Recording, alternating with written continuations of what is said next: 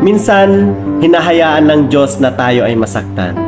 Kung minsan, hinahayaan ng Diyos na magkaroon tayo ng mga suliranin at mga kabigatan sa buhay. Sa anong dahilan, pakinggan mo ito. Sino na sa inyo ang nasubukan ng magpabunot ng ngipin? Ako, nasubukan ko na at masakit yon. Bakit mo ipinabubunot ang ngipin na yan? Kasi sumasakit, kasi sagabal, kasi bulok o di kaya'y may sira.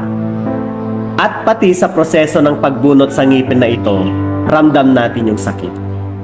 Subalit, pagkatapos ng proseso ng pagbunot at pagtanggal sa ngipin na ito, laking ginhawa, hindi ba? Makakakain na tayo ng maayos o di kaya'y ma-e-enjoy na natin ang mga nais nating kainin. Pati sa operasyon, kailangan mo munang mahiwa bago matanggal ang nagpapahirap sa iyo. Ganyan din sa buhay natin, mga kapatid. Bilang isang Kristiyano, marahil ay nasa proseso tayo ng pagpapadalisay. Kaya tayo nakakaranas ng sakit o pighati. Kaya nasasaktan tayo kasi nais tanggalin ng Diyos sa buhay natin ang mga nagpapahirap o maaaring magpahamak sa atin.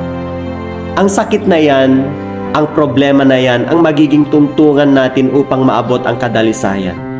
Upang maging mas matatag, mas malakas, at mas malalim na pananampalataya ang meron sa atin. Sabi sa 1 Peter chapter 1 verses 6 to 7, ito'y dapat ninyong ikagalak kahit na maaaring magdanas muna kayo ng iba't ibang pagsubok sa loob ng maikling panahon. Ang ginto, bagamat nasisira, ay pinapadaan sa apoy upang malaman kung talagang dalisay. Ganon din naman ang inyong pananampalataya, na higit na mahalaga kaysa sa ginto, ay sinusubok upang malaman kung ito'y talagang tapat. Sa gayon, kayo'y papupurihan, dadakilain at pararangalan sa araw na mahayag si Jesucristo. Ang pagsubok at kapighatian ay dumarating na may kasamang layunin at gantimpala. Mga kapatid, magalak kayo kapag kayo dumaranas ng iba't ibang pagsubok, sapagkat alam ninyo na lalong magiging matatag ang inyong pananampalataya matapos ninyong pagtagumpayan ang mga pagsubok na iyan. Kung pipiliin nating manampalataya at magtiis hanggang wakas, pinangakuan tayo ng kapayapaan sa daigdig na ito at buhay na walang hanggan sa daigdig na darating. God bless po sa ating lahat.